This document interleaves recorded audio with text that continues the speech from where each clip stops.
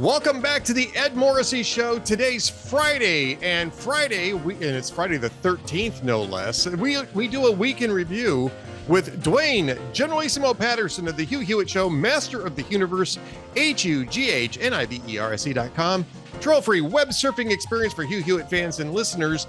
And this week is it's a little bit more week in review-y than even most other weeks, because Duane reminded me as we were coming on the air here, what was it that we were discussing last week? How did the political world look last week when you and I were doing this show, Duane? So the last time that you and I did this, it was, we recorded this early in the morning on Friday the 6th. And right.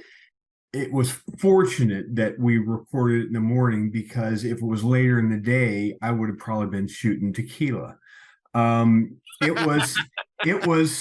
was a really bad day, because it was day 3. We were on the 13th or 14th vote, 12th vote. I don't remember what it was, but we were going through vote after vote after vote of the same thing and watching Democrats pass the popcorn around at the Republicans just feeding on themselves, right? You had Matt Gaetz and Lauren Boebert and at the time Chip Roy, who hadn't come over yet. And you had 1920 holdouts to Kevin McCarthy being speaker, and everything was deadlocked, and Nancy Pelosi was just having a ball, right? Democrats were having a ball, media was having a ball, and it was like, oh God, this is a bad day to be a conservative commentator. And that was a week ago. Now that seems like a month ago. It's like a year ago. They got Kevin McCarthy is in. They got a rules package. They passed a bunch of legislation already. They're doing stuff now. The Senate is basically on hiatus until the 23rd. We talked to Pete Ricketts today, the outgoing governor, who has just been designated to be the replacement for Ben Sasse. He'll have a special election later in the fall. But is it going to be this year? I was assuming it was next year. I think they've got a special to fill out his term at the end of this year, I think. I'll have to look it up. Each state does a little differently. Correct. I think he's next election cycle, but well, you keep going where you're going. So that's going on in the Senate, which is basically nothing, which is fine, no big deal. But in the time between the Republican Civil War meltdown, end of life as we know it, there goes the majority, there goes 2024, all this debris. What happens in the next 7 days? Joe Biden gets caught doing what Donald Trump did, and actually worse. And I'm not saying that because I'm a Republican and I'm trying to defend Trump. Right. I'm saying it because Donald Trump actually has a case to make. Well, now, it can be total BS because there's no documentation. And he wouldn't have done the right procedures, but he at least was president of the United States up until January 20th of 2021. He, at 12 o'clock noon, he had the ability as president until that time period, until the stroke of 12, he had the ability to declassify whatever the hell he wanted to declassify. Now, whether or not do it. He had the ability to do it. He had the whether he did it. Correct. I'm not arguing that point. What I'm saying is he at least has a case to make.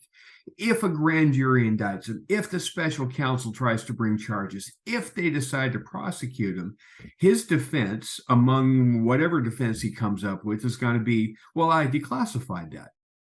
And they're going to say, prove it, whatever else. And but at least he has a case to make, right? I mean, that's going to be among the arguments he makes is, as president, I deem this declassified. May I just point out that they've tried to make this already in court filings and haven't been able to come up with any documentation that showed that he actually did declassify it. Okay. So I think that things have progressed a little bit further than that. And okay, the fact is that they don't have a case, at least not as they've had the opportunity to present that case in court. It hasn't worked.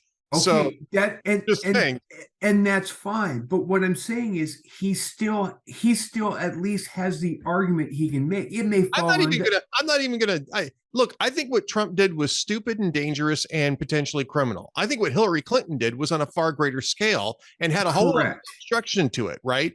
And now she did not have the ability to even try to hide behind the veneer of saying, well, it wasn't that big of a deal, because she did not have the declassifying constitutional powers vested in her as Secretary of State. So let me correct you here. She could have declassified anything that came out of the State Department. The Secretary of State does have that authority. She could declassify anything that belonged to her organization. But that's not what she was caught with. Well, just bear with me, okay? Trump can declassify, as president, Trump could have declassified everything, right? Yes. Right? Yes. Hillary Clinton could have declassified anything that originated at state. As vice president, Joe Biden couldn't declassify his own phone bill. Excrement. Yes. Yeah. He couldn't declassify what comes out of the can. But what I'm trying to impress upon you is it doesn't make any difference what their potential authority was if they never exercised that authority. It doesn't make any difference. And right now there's no record that Trump ever did exercise that authority, and that's already been established. This is something that's already been argued between Trump's attorneys and the Department of Justice in these filings. So I mean, you're relying on an argument that has no substance to it, because what I'm saying, he never declassified anything. That's the problem. Okay, that's fine. What I'm saying is as president, you can at least look at the situation and say it's not analogous, and what Biden did is worse, because Biden has no justification at all. Well, let me throw this at you, because this is also true. For the last 2 years, Joe Biden's had the ability to declassify all the information that was at the Penn Center and at his residence. Why didn't he? It's okay. Now you get to why I'm arguing with you on this point about Donald Trump. Trump had the authority. Why didn't he? Right? Hillary Clinton had the authority to declassify at least some of the stuff that was on that server. Why didn't she? Okay. So it doesn't matter. It doesn't matter what they had as a potential authority. What matters is what they actually did. And Joe Biden could declassify all that information tomorrow that was found at his residence and at the Penn Center, and it still wouldn't make any difference, because at the time it was discovered, he hadn't done that. It was still classified information. The crime doesn't change. So we are fighting over semantics, trying to get to the same point. I think you're fighting over semantics because that's what you're arguing. You're arguing semantics. They could have done it. The problem is they didn't. But where problem, Clinton should have had a legal problem, and Joe Biden's got a legal problem. So where I'm going with this is we're looking at a 2024 presidential cycle where neither one of them have any business running, because neither one of them are competent.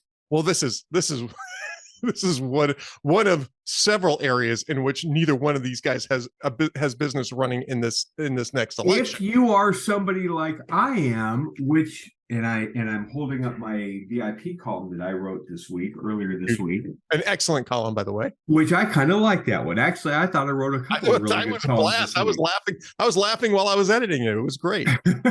I thought the one I did yesterday was pretty good too. The one on Ellen, that was the snark content was kind of high on that one. Look, if you're one of the guys like me who would love to see the proxy wars, the clone wars of DeSantis versus Gavin Newsom, East Coast versus West Coast, governor governor, mano a mano. If you want to see a race like that, that case just got a lot stronger this week because Donald Trump's got his issues and Joe Biden certainly now has his issues. When Joe Biden gets baited by Peter Doocy, and Peter Doocy expertly asks a question and talks about the car, and he doesn't like it, and he gets snippy with Doocy right back and says, "Oh, my car's locked up in the garage, just like those files. They're all locked up in the garage." Well, that's great. You know who has a key to the garage? Hunter. Hunter Biden, yeah. Which means if Hunter has a key to it, so does Xi Jinping. So what happens?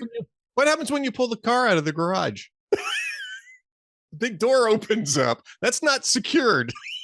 So when Jay Leno's film crew did the Jay Leno's Garage edition where they showed Joe Biden backing in and out of the garage with the files that were in there, it's nonsense. And for Joe Biden to go on 60 Minutes and tell Scott Pelley how irresponsible it was for Donald Trump to mishandle classified information when he was doing the same thing at that very time. Not only did he have it in the garage, he divided the content up between the garage and another room in the house.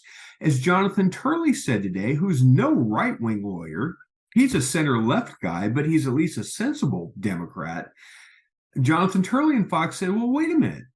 He's got to explain this whole divided document thing. If he had a tranche of classified stuff that he took, whether he thought he had rights to do it or not, and he put some of it in the garage, but then he put some of it over here, what was the thinking behind why you put some of it here and some of it there? Because if you can't explain that whole division argument of why this group of files was over in this pile and this group of files was over there, then the whole, well, it was inadvertent that he did this to begin with, that argument goes out the window. Well, right? Yeah. I mean, inadvertent doesn't cover it anyway in terms of criminality. What they're trying to argue, and it certainly doesn't if you've divided the documents into multiple locations. That requires some kind of triage system. Right. Andy McCarthy made the same argument last night in the New York Post, saying that basically Joe Biden has now admitted to all elements of the crime, and that's the reason why he cut his own legs out from under him. James Losh has recommended that it go to a special counsel because basically Joe Biden's admitting to the crime. Yeah, and so Merrick Garland didn't have any other choice. By the way, just to close the loop on Pete Ricketts, Nebraska requires it to be the special election be held at the next statewide election cycle, so he won't face a special election until next year. Okay, so he'll have almost 2 years in the Senate. So Sass had 4 years left in this term. So Ricketts has to run at the end of next year for a 2-year end of term, and then he runs for real 2 years after that. I think it's basically the Raphael Warnock. It's the Rafi Warnock thing. Yes. Yeah. So, okay. So same thing. So getting back to closing the loop on the files, here's what I think is going to happen.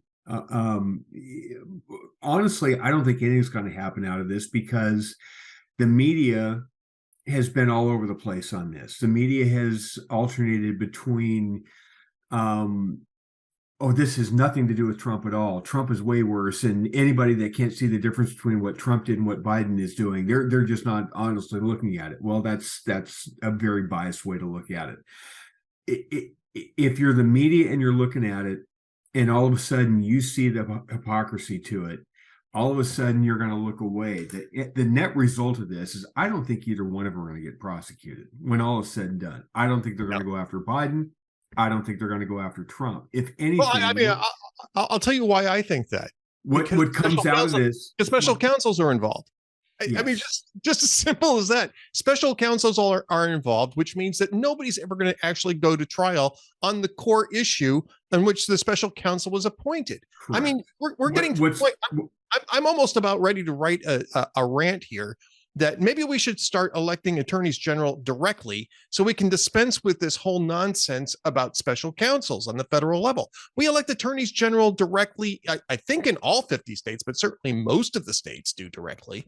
We should do that on a federal level, sever that relationship between the White House and the Department of Justice, and have an actual, or at least semi-independent DOJ and AG, because this nonsense never, ever worked.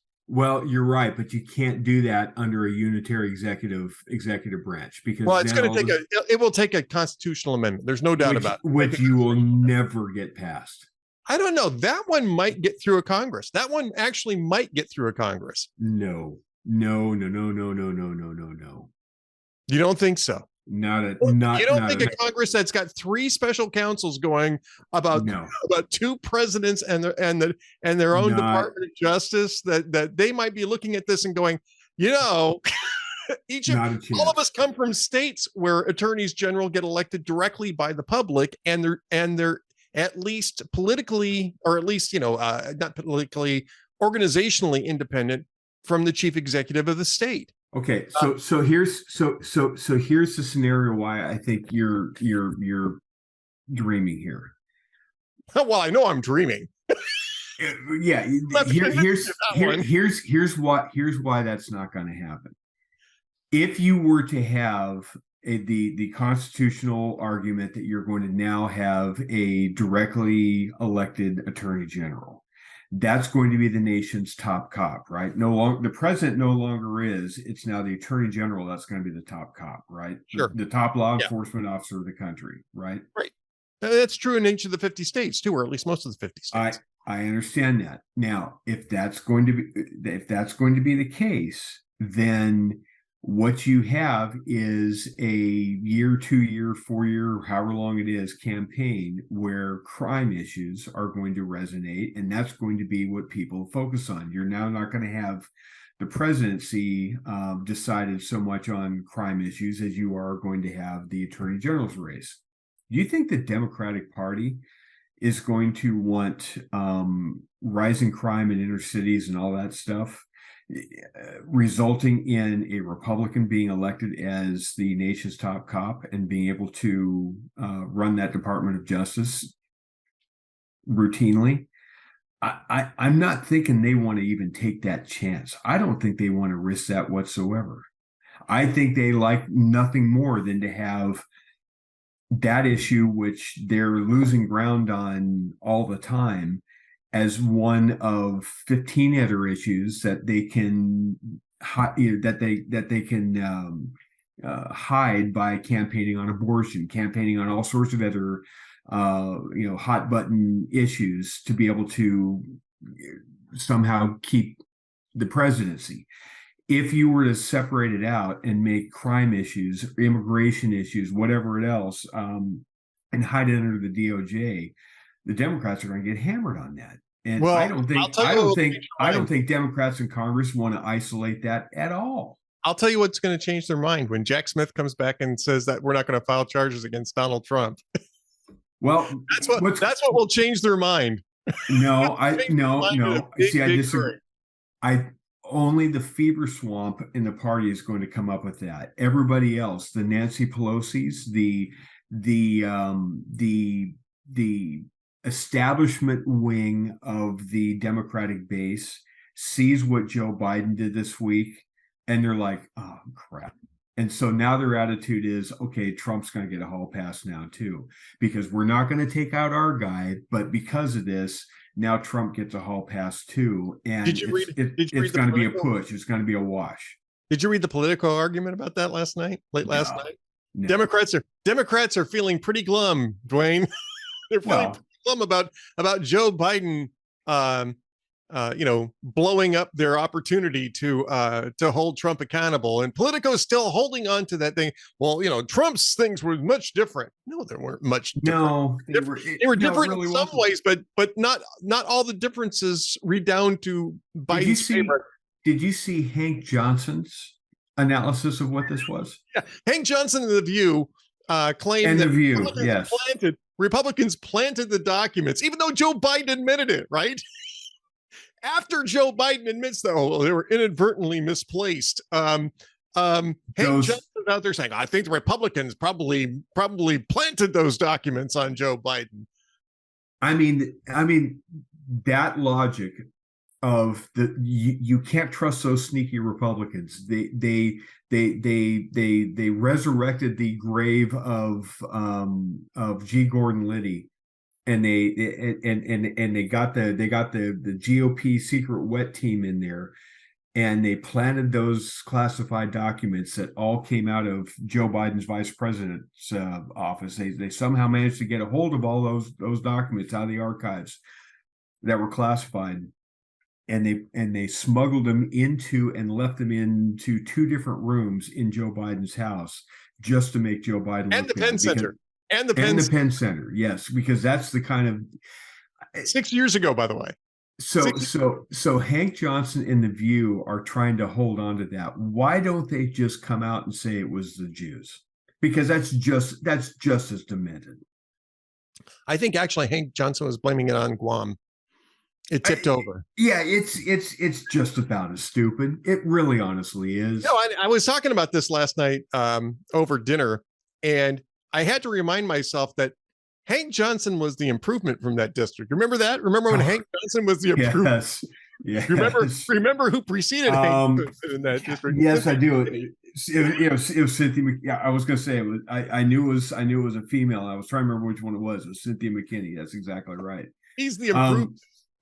Yesterday afternoon, ABC News' Ben Gittleson comes out with this story, which is just great. And again, we're talking in the context of a week ago, all was lost if you're a Republican, right? Yeah, well, I was arguing with you about that too. I didn't think it was going to be. I thought it was basically going to be a 9-day wonder. Once it was going to get settled. It wasn't even a 3-day wonder when all was said and done. So Ben Gittleson writes this yesterday afternoon. Biden leaves questions unanswered on classified documents as GOP pounces, I tell you. It's just spectacular. It's just spectacular. Did you see and actually watch the 5-minute exchange alone? Leave aside the bit with Peter Doocy and Corinne Jean-Pierre. Did you see the bit with Ed O'Keefe? I read it, but I never did watch it. It went 5 minutes long, and it was torturous. Corinne Jean-Pierre was being tied in knots by a CBS reporter. And then they throw it back to CBS's early show, and the two anchors there said, well, holy cow, she couldn't answer one question on this. That's actually really kind of bad. Was this the by the book explanation that she kept trying to trot out? We handled it by the book. Which book is this? The Watergate book? Yes, it was really, really bad. I mean, she is supremely bad at this. And when every question started pressing her on it, she just withered. I mean, just withered on the vine. Well, I mean, was it you and I that were talking about I think it was last week. I think you and I may have discussed this in last week's show when she was asked to respond about Pope Emeritus Benedict XVI's passing and why Biden wasn't going to it. Pope Emeritus. Pope Emeritus. Yes. Was I talking with you about that, or was I on somebody else's show where you may have been on somebody else's? Well, I don't know. We may have talked about it. I was trying to figure out, what's the cure for emeritus? The heartbreak of emeritus. I mean, not everybody knows Latin, but emeritus is actually a fairly common term in American political and academic life. She's an idiot. She's just an idiot. Judges emeritus, excuse me. We've got professors emeritus. Emeritus is all over the place. So you have that story going on, right? At the same time, this scandal breaks wide open because Joe Biden basically cops to the crime, and everybody in the White House goes, he said what? What he said? What about the Corvette? I mean, people in Ron Klain in the White House must have went, he did what? I mean, it was remarkable how Biden got himself baited and what he admitted to. We were seeing little green Corvette, right? I mean, that was the little green Corvette. He had a card he was supposed to read off of, but Ducey faked him off of that card with the Corvette crack, and Biden couldn't resist, and he started to vamp, and he got himself in trouble. So you had that story. At the same time that's going on, you started to see some talk on kind of the fringy right side saying, see, this is what's going on, is the establishment on the left. They have finally turned on Biden, and they're springing the trap on Biden because they don't want Biden to be the nominee in 24. And this is their way of driving him out, which I think is utter nonsense too. But that was our right side trying to come up with the conspiracy theory that doesn't make any sense, right? So right. If that's the case, let's talk about the backup plan to Joe Biden right now. The backup plan is Kamala Harris, who as of late has been trying to rebrand, and the media has been trying to rebrand her, saying, well, she kind of stumbled out of the blocks, and then she stumbled some more, and then she tripped on her face, and then she lit her hospital bed on fire while she was trying to heal from the bandages from tripping and falling on her face. But after all that, she started to get her sea legs under her, and she's getting better at this, is what the media's been trying to say. Until yesterday, when Joe Biden absolutely lights his presidency on fire with exhaust from the Corvette. Kamala Harris holds a town hall with the energy secretary, and she resurrects the Venn diagram. I love the circles. I love buses. And then she turned into the Zen philosopher about the principle of moments, starting to try to recite a Robert Plant album. She all the greatest hits. She all of a sudden just reverted back to Kamala Harris square one. And Democrats are like, no, because now we got to go to Pete Buttigieg. Oh, wait, we can't go to Pete Buttigieg now as the plan C because the FAA blew up this week. We had the first ground stop, first nationwide ground stop since 9/11. Why? Because Pete Buttigieg has gotten billions and billions of dollars to modernize the FAA and hasn't done squat with it. And it's still running Windows XP, apparently. Might be DOS 3.0. It might be, yeah. One of my relatives is an airline pilot. People already know this. My cousin Mike is a retired airline pilot for Southwest Airlines. And he tells me that NOTAM system is decades out of date in terms of technology. I mean, Buttigieg hasn't done jack shit. Right. I mean, everybody knows this. But to the point, though, people are saying, well, the problems predate Buttigieg. That's true. It also predated the Trump administration. That's true. It predated probably the Obama administration. That's true. But nobody's doing anything about it. That's right. And what makes this story to modernize. What makes this story so delicious is, wasn't it just last week that Pete Buttigieg was the first one out to go after Southwest Airlines and fine them and demean them and beat the crap out of them for not modernizing their system, for not modernizing their infrastructure, their personnel assignment system, which is what and a week later he gets pantsed by his own infrastructure at the FAA that's under his department. And so what does he do? Who gets to fine him? Nobody. Nobody watches The Watchmen.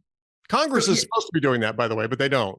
Yeah, you would think so. So instead, what does media do? Alexi McCammond over at Axios has this. Buttigieg has in several cases been the victim of circumstances that predated his time in office, such as the ancient computers and infrastructure that contributed to the FAA disaster. That hasn't stopped Republicans from relentlessly attacking him, though. He's been in charge for 2 years. If that system is antiquated, what's Pete Buttigieg done about it? That's the and look, he did the same thing about that he did about potholes in South Bend. Nothing. Yeah, this is not a guy who is even qualified to be running these types of systems. He's a former mayor. This isn't a transportation guy. This isn't a guy who understands the transportation industry. This is a guy who was AWOL during the supply chain crisis too. What happened when the supply chain crisis went red hot? He took 2 months off for, paternity leave. Right. He was gone for 2 months in the middle of a crisis. Yeah. And look, I don't have a problem with paternity leave, but when you're the Secretary of Transportation and you're facing a supply chain crisis that makes people like not be able to eat, you're supposed to be on the job, pal, or resign so somebody else can do it. And I'm surprised he's even still there, but this is a guy who's been completely incompetent since day one. He's in way over his head. This guy is a lightweight that is floating on a gale wind force of media bullshit. Yes. So that's there's your top three as far as national Democrats. That's your top. Well, three. There's Gavin Newsom. You're forgetting Gavin Newsom, the uber competent. The uber Gavin Newsom. Isn't he the guy that governor, man? Isn't he the guy that just about March of last year, not even a year ago, said that we were going to have $110 billion or $100 billion surplus, and then 5 months later said, "Oops, my bad, rounding error. It's not going to be $100 billion surplus. It's actually going to be a $25 billion deficit." Yeah, it's California math. That's what I thought. It's California Democrat math, actually. It's California Democrat math. So all that's going on. And I know we're going to start running out of time pretty quick, but the other big story this week that was just a spectacular Hindenburg crash. Didn't we hear this whole crap this week about how gas stoves were bad and we need to ban gas stoves? We're going to float this trial balloon. I wanted to start off the show by saying we were cooking with gas, but I thought it might derail us from the main topic. But yeah, let's talk about the gas stove thing, because this is also a media story, right? Yes, The media reports that Richard Trumka Jr., who was Biden's appointee to the Consumer Product Safety Commission, declares that gas stove, on the basis of a study, which, by the way, the author today is out saying this study did not say what they said it said. Right. So I'll read the response. You tell me what the media ran with as far as what they wanted the story to say, what the narrative was. You go with the narrative. Gas stoves are making your children stupid. They got to be banned. It's dangerous to have gas stoves. They got to be banned. And everywhere in media ran with this. They did their. And it wasn't because they just made it up on their own. It was because a commissioner on the Consumer Product Safety Commission, appointed by Joe Biden, publicly declared that gas stoves were unsafe and should be banned, right? And then they got buttressed. It got buttressed by AOC. She went on a rant on it. All the expected libs that are eco nuts all jumped on this and said, "See, this is why we got to get off fossil fuels. We need heat pumps. We need this. We need that. Induction." You think there's a chef in America that's going to use an induction stove? No, they prefer gas stove for a reason. It's more precise. Gas stoves are more precise. I will say this, for the vast majority of American households, you're probably just as well off with a modern electric range. I think a lot of the complaints about electric ranges are about the old coil systems from 30, 40 years ago. But where does that electricity come from? But I'm not even going to go there for the moment. That should be a personal choice. If you want electric, you can get electric. If you want gas, assuming that your house is equipped for gas, mine isn't actually. So I only have one choice. I have between electricity and wood. So that's fair. It's just I bought the house knowing that it's fine. I don't have a problem with that because I'm not that big into gas stoves and gas ranges anyway. But it should be a choice. And by the way, as it turns out, electric ranges account for more fires per capita and per range, if you will, than gas ranges do. Why? I think people are probably a little bit more careful around gas ranges for one thing, but the fact is that if you're going off of fires and accidents in the homes, electric ranges have a higher correlative incident of accidents than gas stoves do. So, Right. and what else do gas stoves have in the house that the electric ranges and electric stoves often do not, Duane? Gas stoves have hoods. They have venting systems, are required Yeah. to. In most, I mean, most cases, especially in newer construction, you're required to have a hood vent that vents to the outside over gas stoves and gas ranges. Correct. Electric ranges, you're not required for that. So Right. you've got venting, you've got all sorts of different things. I mean, this is a nonsense argument in the first place, but the media ran with it. And then when it started to turn out that to be Brianne Depeche over at the debacle. Washington Examiner had this story. I guess it was yesterday afternoon, may have even been this morning updated. Responding to a request for comment, RMI manager Brady Seals, who is the source for all of media yesterday running with this gas stoves are retarding your kids' mental development story. Right. Brady Seals told the Washington Examiner in an email Wednesday that the think tank study, quote, does not assume or estimate a causal relationship, end quote, Right. between childhood asthma and natural gas stoves, which means the whole story is bullshit. The whole narrative is bullshit. It's all crap. It was one story. It was one study, right? And it didn't even say what people said it said. Didn't even say what Trump has said it said, right? Right. And it was one study done by the way, not by some academic, disinterested academic research outfit, but by a apparently by or in connection with people with industry industry interests. Seals said it only reports on a population level reflection of the relative risk given what we know about exposure to the risk factor, which means nothing. It means and blah blah blah is what it means. And then it means blah blah blah. And then he says we appreciate that this analysis is semi-quantitative, which means we understand that this is blah blah blah. Right. The whole thing's nonsense. And again, entirely that was the week. That was the entire week, and it was one Democrat canard after another. And on the other hand, I am actually glad, however, Duane, that we are getting to a more literal definition of gaslighting, which I have to say. Yes. I got really tired of that term, right? I mean, yes. Gaslighting comes from a 1940s film with, I think it was Charles Boyer, right? This story absolutely was literally and figuratively gaslighting. Absolute gaslighting going on. It's gaslighting now, saying, oh, this is Republican culture war stuff. The Republicans are launching a culture war, when it was Joe Biden's CPSC commissioner who declared that gas stoves had to be banned. It's just I mean, it's just delicious. And then of course, this week we learned that rain and snow, if you get weather, if you get precipitation, the stuff that fills your reservoirs, the stuff that packs the snowpack for use later, that's now a punishment.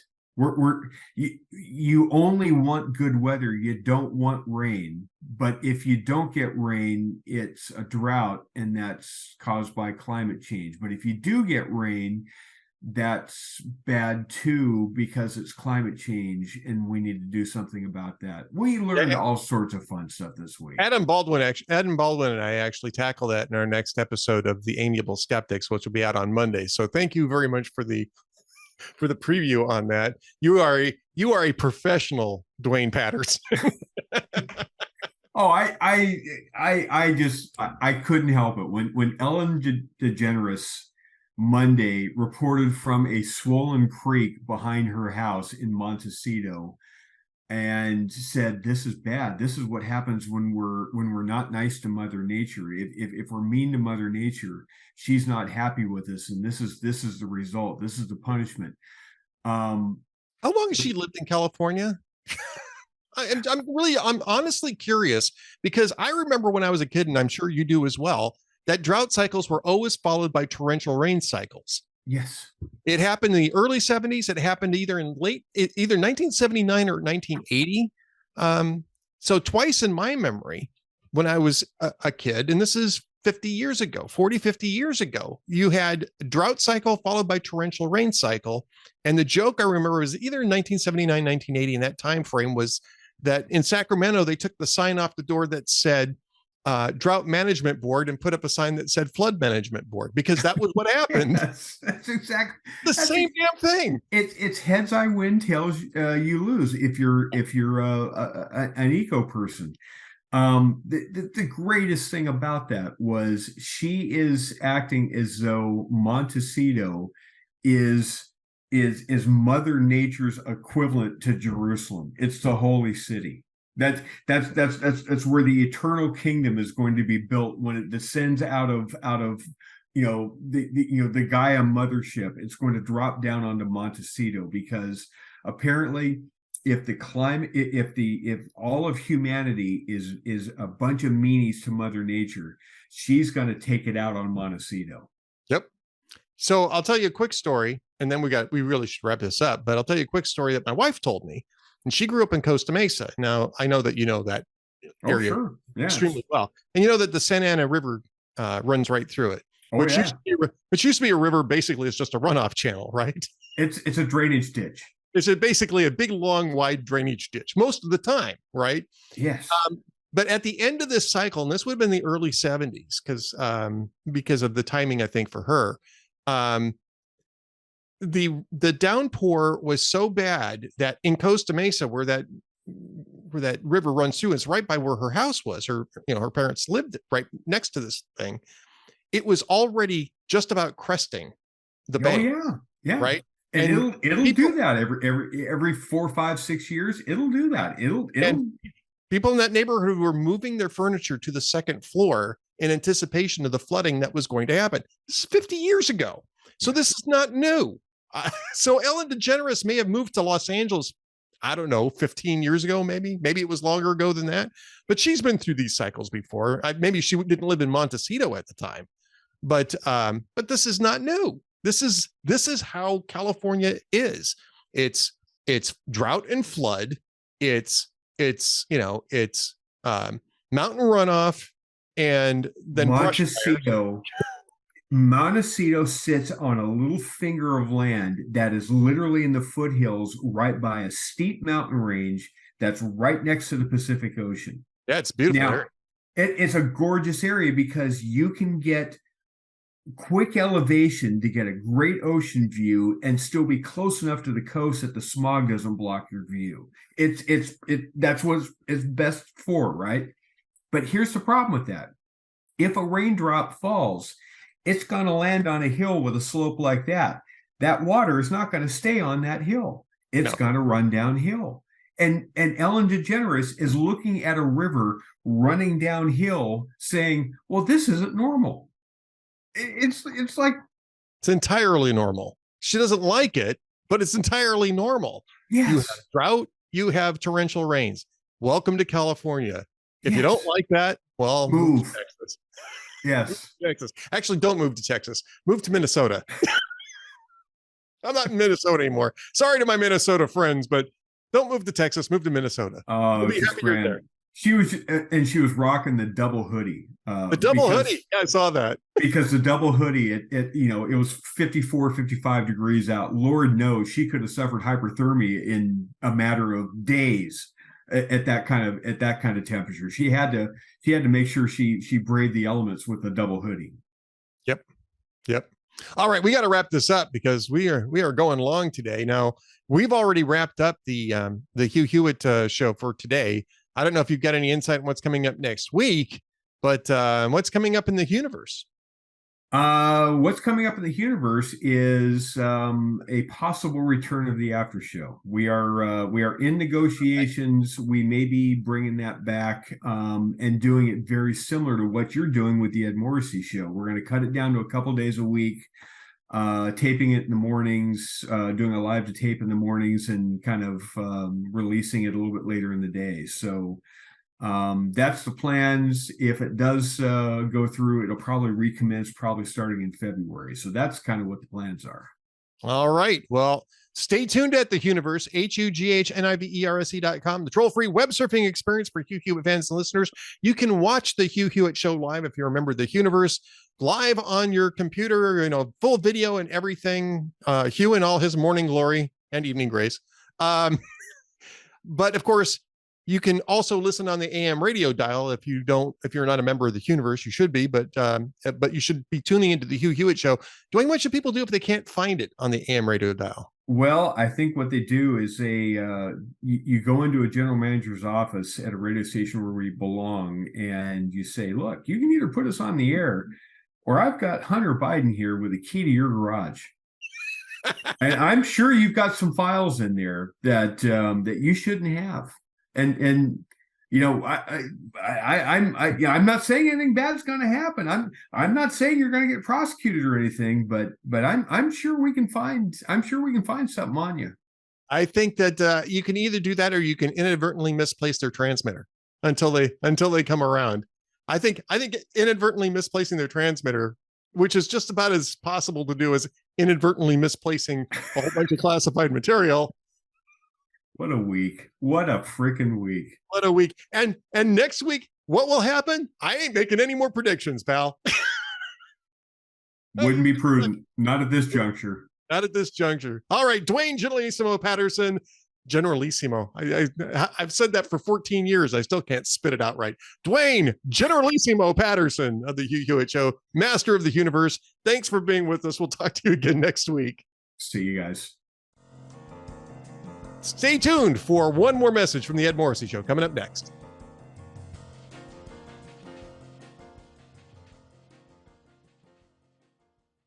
Now that the political infighting is over and the sausage is being made in the House, it's time for Republicans to unite with one cause and fight back against Joe Biden and his radical administration. The GOP has promised to investigate Biden family corruption, the border, big tech censorship collusion, the origins of COVID, the FBI, and intel agencies' attacks on the American people, and more. And it's time to hold them to those promises. Here at Hot Air, we won't let up on holding them accountable. We unapologetically fight back against the radical left and squishy rhinos in Congress who fail the people. We bring you the truth and go to war against Biden's woke communist agenda. But we need your help. By becoming a VIP for hotair.com, you can help us in this battle for our country. Just look at the House Democrats leader Hakeem Jeffries. He's another divisive radical leftist, and his communist Sesame Street speech proves it. If Republicans don't halt the Biden agenda and conservative media fails to hold them accountable, it could mean the end of our great country. Join us in the fight. Become a Hot Air VIP member or a VIP Gold member today and use the promo code SAVEAMERICA to receive a 40% discount on your membership. Stand with us and fight to save America. We will never give up. And thank you very much.